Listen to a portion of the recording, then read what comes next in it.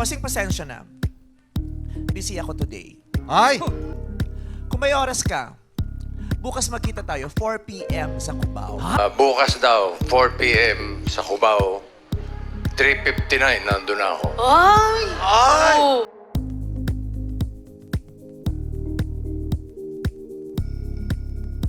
Madami ang na-excite matapos magbatian sa ere ng kani-kanilang noontime show sina Vice Ganda at Vic Soto. Matatandaan na kamakailan nang pumutok ang balitang magsasama ang dalawa ng bigating stars sa isang pelikula na mapapanood sa paparating na MMFF 2026. Hindi pa nga tukoy kung ano ang magiging tema ng nasabing pelikula, pero ang ideya na magsasama ang dalawang malakas sa MMFF ay hudyat na maganda ang kalalabasan ng nasabing pelikula. Sa pamamagitan nga ng live ng It's Showtime, ay may mensahe si Vice Ganda para kay Vic Soto ayon kay Vice.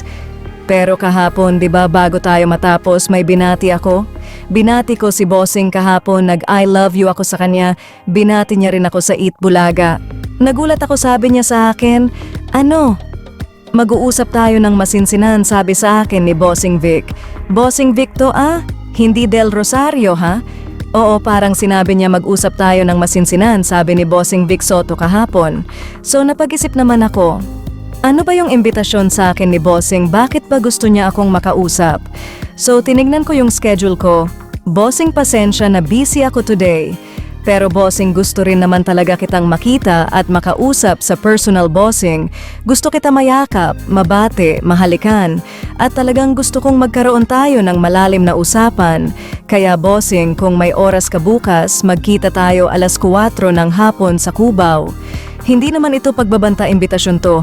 Inimbitahan kasi ako ni Bossing. Kinilig naman ako syempre. Hello? Boss Vic yan. Bossing Vic Soto, maraming salamat po sa paanyaya nyo. Ako po ay kinikilig at excited. Kaya naman bukas po kung inyong mamabutihin, magkita po tayo 4:00 ng hapon sa Cubao. Kaya sa lahat ng madalang people, mga dabarkads, pumunta rin kayo ng Cubao. Tignan natin kung anong mangyayari sa aming pagtatagpo ni Bossing Vic bukas. Bossing, I love you. So bukas, maaaring wakasan na namin ang noontime war. Matapos nga ang mensaheng ito ni Vice Ganda kay Vic Soto, ay agad itong nakarating kay Bossing Vic.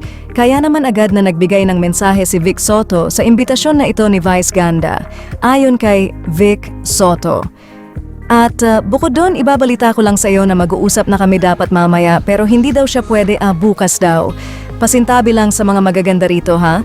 Ganda 1, ganda 2, ganda 20. Sabi kasi ni Vice, bukas daw 4 p.m. sa Cubao, 3:59 nandun na ako. See you tomorrow. Sa kabilang banda, matapos nga ang palitan ng mensahe ng dalawang bigatin sa noontime show, ay mas lalong nasabik ang mga dabarkads at madling people nila ay paniguradong solid ang magiging tema ng movie ni na Vice Ganda at Vic Soto.